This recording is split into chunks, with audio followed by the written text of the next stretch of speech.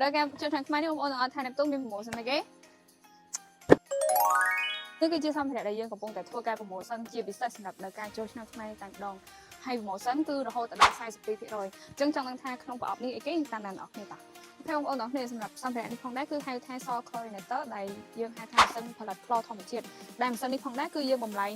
ពីទឹកអំបិលរបស់បងប្អូនហ្នឹងទៅជាផលិតជាខ្លរធម្មជាតិដើម្បីសម្រាប់មេរោគក្នុងអេងហ្នឹង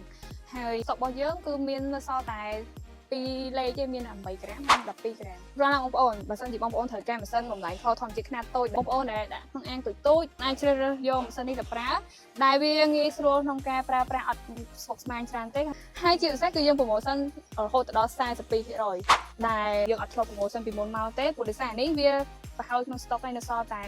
3-4 គ្រាប់អីទេនៅក្នុង stock អញ្ចឹងបើសិនជាបងប្អូនត្រូវការអាច check ទៅនេះបានហើយការប្រើប្រាស់របស់វាគឺវាងាយស្រួលក្នុងការដំឡើងទៀតបងប្អូនវាអត់ត្រូវការ control unit ឬក៏ដុំ cell អីផ្សេងទេព្រោះអីទាំង control ទាំងដុំ cell គឺវានៅក្នុងនឹងស្រាប់តែម្ដងហើយវាមានប៊ូតុងចុចបិទបែកបូកដកអីដំឡើងកម្រិតវាទៅតាមហ្នឹងអញ្ចឹងណាបងប្អូន